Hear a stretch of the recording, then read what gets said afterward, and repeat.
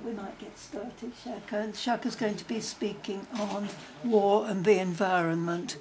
I don't think there is a bigger threat to the environment than war. Yep. Shaka. Okay. Well, thank you very much for inviting me and for having me speak at your meeting today. So, as Sarah said, we're going to be talking about war and the environment. It's somewhat little spoken about, I feel. I mean, often we know about the destructive effects of war, but we don't often really speak about the effects on the environment and the environmental consequences. So I'll be touching on that today. So just a little bit about myself. I'm a member of Brent Green Party. I stood for candidacy and, obviously joined the Green Party because I'm passionate about the environment, but also anti-war. So there's very much an affinity between the two. I'll begin. So the first thing to understand is that war and the environment is a two-way relationship. So I'll be discussing both in this talk. And one is the way in which war itself is destructive to the environment and the consequences of that, sometimes devastatingly long-term consequences. And also the way in which the environment and the environmental, the state of the environment can also have an impact on initiating conflicts and war. So I'm going to talk about both. So it's important to look at past examples because they give us signposts of what we can expect as extreme weather events become more common as the undeniable effects of climate change begin to hit. There has been a long environmental impact due to man's historical and never-ending thirst for war. Scorched earth methods are almost as old as war itself, whereby the habitation, food, communications, resources or transportation or just general assets of the enemy are seen to be items to be destroyed in order to gain military advantage. So as old as these methods are, and they are still used in modern warfare, but obviously increasingly as our technology is becoming more advanced and military technology is becoming more advanced, the ability to create more destruction is becoming more prevalent as well. So speaking broadly about the effects that war can have on the environment, there's obviously an effect to ecosystems, to wildlife, way in which wildlife can be disturbed, destroyed or displaced, food and water, natural resources that we all rely on, often poisoned, left unusable, sometimes for generations. All of these factors have long-term effects on climate change and our ability to manage our ever-growing overshoot of the world's resources. So currently, hi Martin, hello, come in. So currently, I'm not sure if anyone knows what overshoot is, but essentially it's the way in which we are using resources, and there's a particular day in the year, and this day is getting closer and closer and closer as the years go on, in which we're using the world's resources at a faster rate than the world has to replenish them. So this essentially means that we are heading towards using up all our resources without the ability for the Earth to replenish itself. So we call this overshoot, and this year it was in August. I think it was August the 1st this year. That was the official day of overshoot. Correct me if I'm wrong, and this is on camera, so.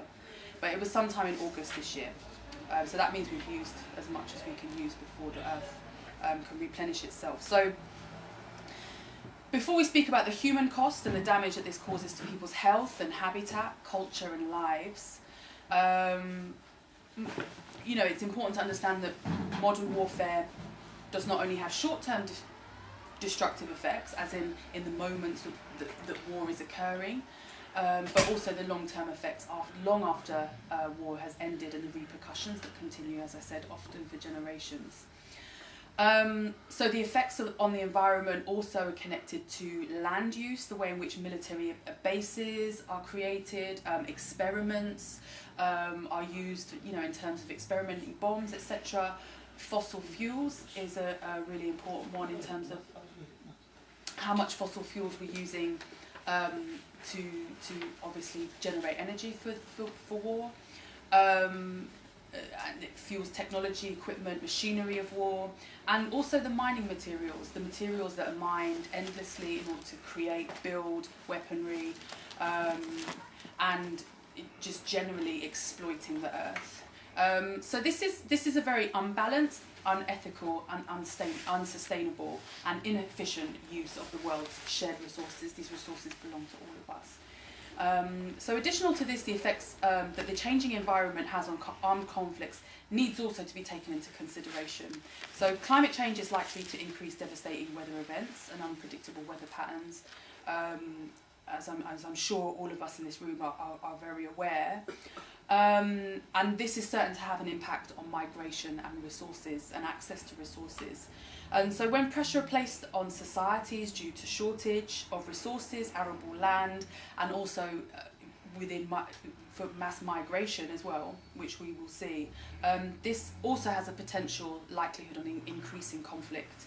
So now I want to just talk a little bit, so that's just a sort of introduction about what I'm going to talk about. So I want to come on to a few examples and talk about some of the historical wars. So I'm not going to go into all the historical wars because, as you probably know, there's been a lot of wars, almost endless. I think the statistic is that literally only 31 countries in the whole world right now that are not at war. 31 countries in the whole world that are not at war right now. So I won't be talking about all conflicts, but let's talk about the 20th century. So I'm going to start with Vietnam. Horrific, horrifying war.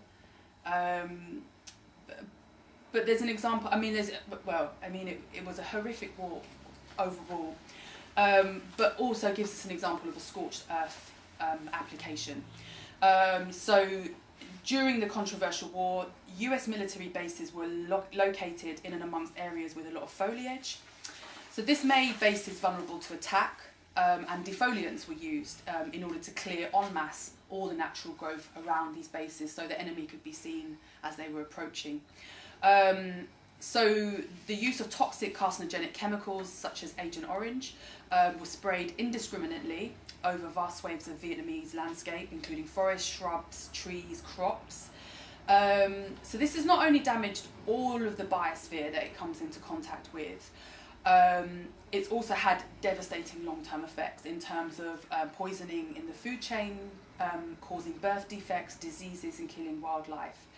High levels of dioxin, which is the active ingredient found in defoliants such as Agent Orange, are still present in some of the areas of Vietnam, and in some sites occurring something like 100 times more than the international standard. So that's even now. I think that's in the in the 21st century. These there's still this high level of dioxins, which is extremely toxic chemical. So dioxins aren't just carcinogenic. They also cause developmental abnormalities in children, affect the central and peripheral nervous systems, causing thyroid disorders, damage to the immune system, endometriosis, diabetes, and it's thought that something along the lines of at least 4 million people have been affected by these use of these chemicals in this war. And as recently as 2008, a final appeal was rejected by the American Court of Appeals, brought by the victims against companies that have manufactured these chemicals. And the US government continues to deny any culpability or express any kind of remorse for the use of Agent Orange. So a devastating example there of scorched earth policies and the long-term effects to people and wildlife and the environment. So the second example in terms of the 20th century, looking at the effects of mass migration, for example, I'm going to look at the Rwandan genocide in 1994. in which more than 800,000 Tutsis and moderate Hutus were killed. And this initiated the displacement and mass movement of around 2 million people at the time, fleeing from the bloodshed and conflict. As we all know, it was brutal, heart-stopping, bloodshed, shocking, one of the most shocking things I've seen in my lifetime, certainly. But it gives us, putting that to the side for a moment, it gives us an insight as to what happens when we have a mass movement of people, something like 2 million people being displaced from their country, and the effects that this puts on the immediate environment. So refugees leaving Rwanda were placed in camps nearby in Tanzania and what is now called the Democratic Republic of Congo. And so forests were cleared to provide shelter, to provide firewood. The conditions weren't comfortable for anybody, but this caused untold damage at the time in terms of to the wildlife, to reserves, the national parks, placing immense pressure on already limited resources, essentially. So by the time the conflict ended, 105 square metres of forest had been damaged and 35 square meters, sorry, this is quite pitiful, kilometres, sorry, thanks.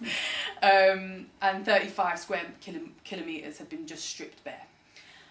So, this is all of the wildlife that are living in these. I think there was, particular species of gorillas, endangered species, all of their lives, essentially. Also, there's this knock-on effect.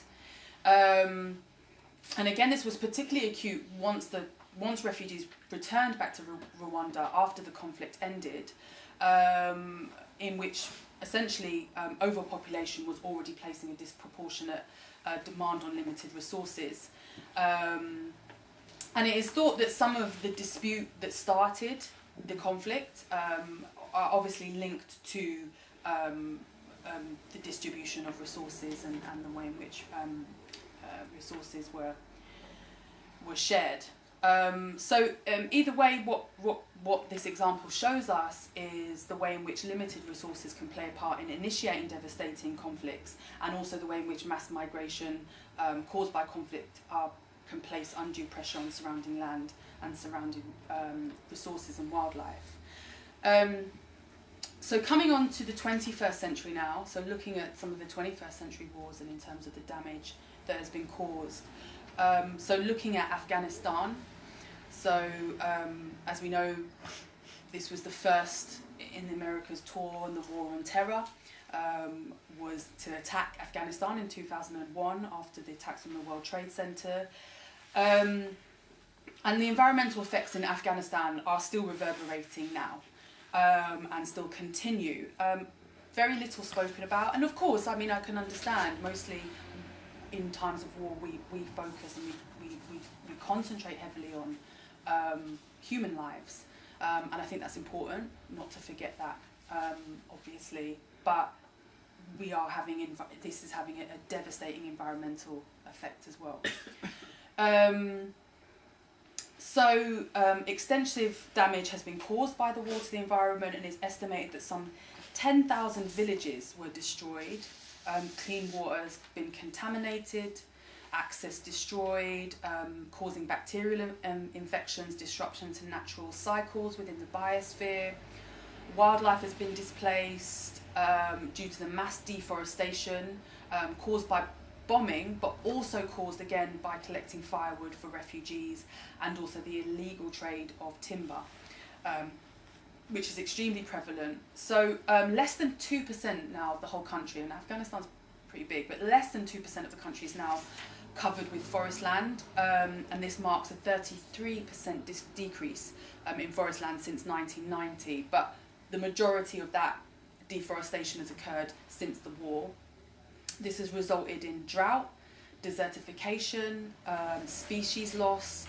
Additionally, Afghanistan is a natural migration route for numerous bird species, but this is no longer the case, and a massive 85% decrease in birds flying this migration route. cyclonite and perchlorates, like these are chemicals essentially found, like these are toxic substances from explosives and rockets that are used, are still polluting the land, causing cancer and thyroid damage. In 2017, the massive ordnance air blast, which I think disgustingly is called the mother of all bombs, is maybe one of the US's largest military weapon aside from nuclear. So it's the largest explosion you can create outside of a nuclear weapon.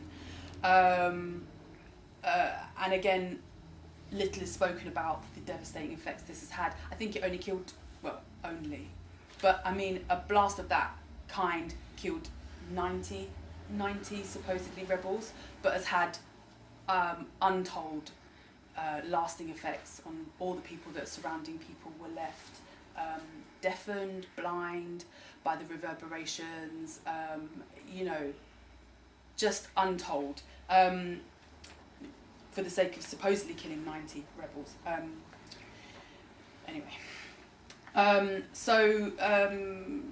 Again, this is exposed hazardous chemicals in the air that have caused cancer, respiratory and digestive problems, again, deformities in babies, strokes, high blood pressure and weakened vision, and has also severely contaminated the food and water.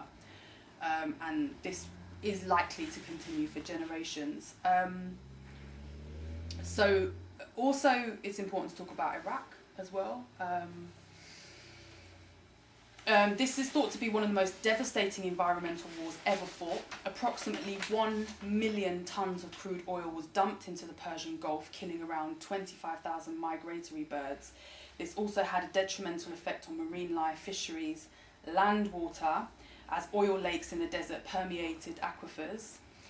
When Iraqi troops ignited Kuwaiti oil, this led to 0.5 ton of air pollutants being released into the air, causing a toxic smog and acid rain. It took 9 months to extinguish the fire.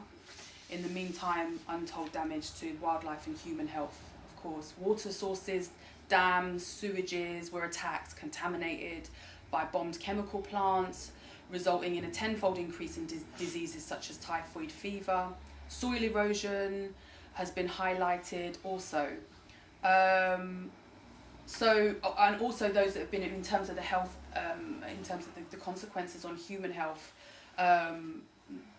all kinds of extraordinary consequences seem to have been recorded in civilians and servicemen and women who've been involved and caught up in this. And this is the Gulf War, this is not the war in 2003. This is the Gulf War, sorry, I didn't say that. You know, consequences such as immune system disorders, cancer, again, birth defects, and this has been linked to the use of depleted uranium in the warheads used by the US Army and its allies, again, containing neurotoxins. So this is often called the Gulf War syndrome. I know this isn't necessarily to do with the environment, but I think it's important to mention that it's considered controversial. I don't know why. Again, the US again denies any complicity and shows no remorse. But this Gulf War syndrome, you know, a lot of the servicemen displaying symptoms such as chronic fatigue, muscle problems, diarrhea, migraines, memory loss, skin problems, shortness of breath. I mean, literally a long host of health issues, as well as fatalities from rare brain cancers. So also, it's important to mention the illegal invasion of Iraq in 2003. And again, untold human suffering. The environmental consequences are less clear long term, but in short term, these have included, again, air, water, soil damage, which has had severe consequences on farming, husbandry, crops, and respiratory conditions. And as we know, this also hampers the efforts to then rebuild the country and rebuild peace and stability. So coming now on to, so this is, these are past conflicts in terms of just examples of the way in which war has an effect on the environment. But talking now about climate change and conflict and the way the damage of the environment has an effect on conflict. Between 2006 and 2011, the worst drought ever recorded occurred in Syria. this led to widespread crop failure, food prices, and eventually mass migration from rural parts of the country into urban centres, alongside accommodating around 1.5 million Iraqi refugees in Syria at the time as well. These are seen as contributing factors that eventually led to the Syrian civil war that is obviously still ongoing now. So that extreme drought has been linked to anthropogenic global warming, otherwise known as climate change, and gives us a potential insight into the ways in which climate change will affect global security and conflict. The IPCC has advised that global warming is likely to have numerous influences on the availability of fresh water, land degradation, and population change and density. It is inevitable that these factors will play a part in violent conflict and mass migration in the coming years, as climate becomes less stable and more hostile globally.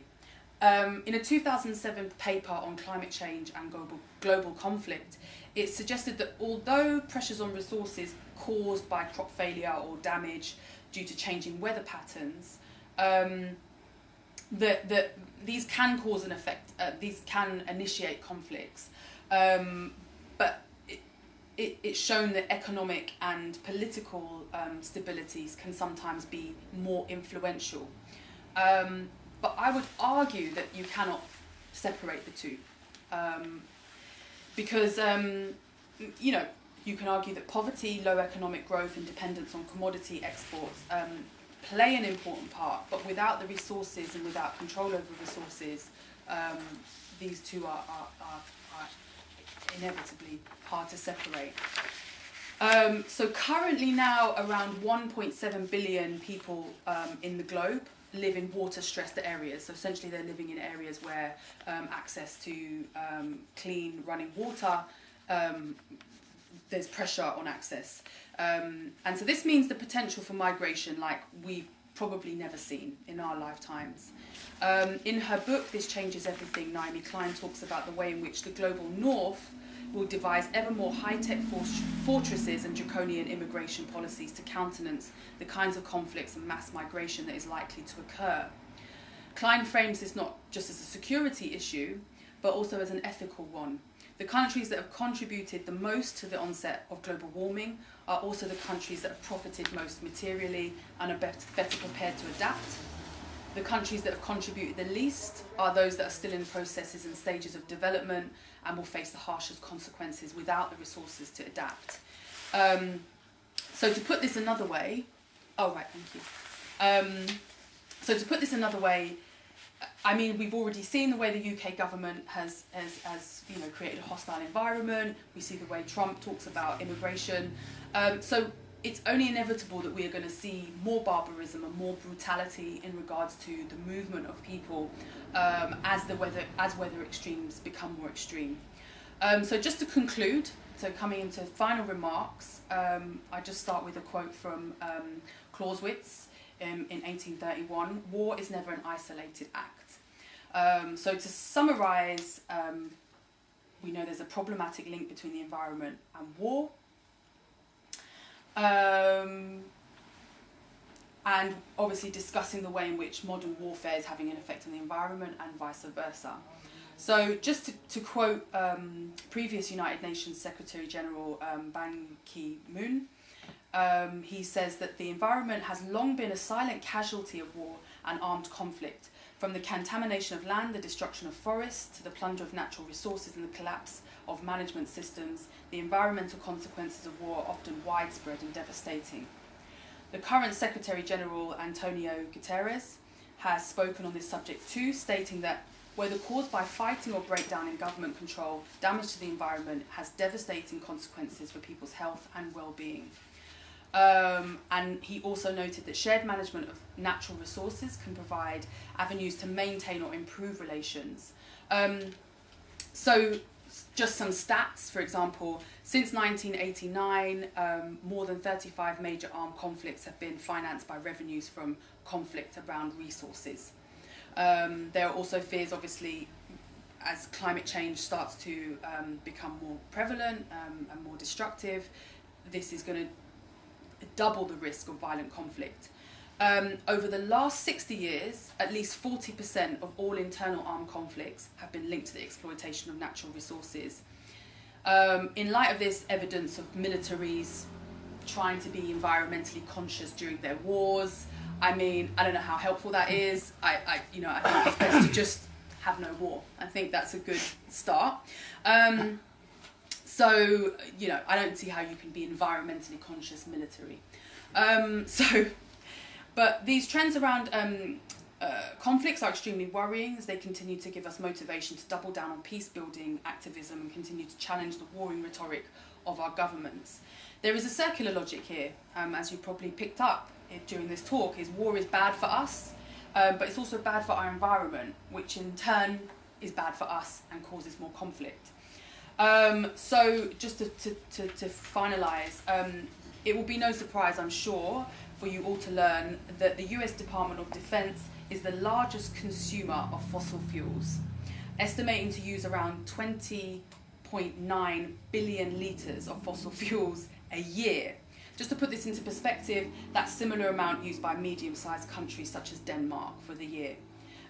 This is before we even begin to account for the damage that war causes itself. So without going into too much detail, this just gives us a glimpse into what is termed the industrial military complex. So this is the way in which fossil fuel, war, the arms trade, and monopoly of land resources feeds an industry of death, destruction, and violence. So I would just conclude, finally, just to say that the Green Party stands on 4 pillars: environmentalism, social justice, democracy, and peace. Therefore, there's a shared affinity between the goals of political and the political aims of the Green Party and anti-war coalition like yourselves and all that are here. So I hope this talk has highlighted the way in which our activism coincides and that pacifism is directly linked to environmentalism. I thank you for giving me this opportunity to talk to you, and I hope you found it informative. Thank you.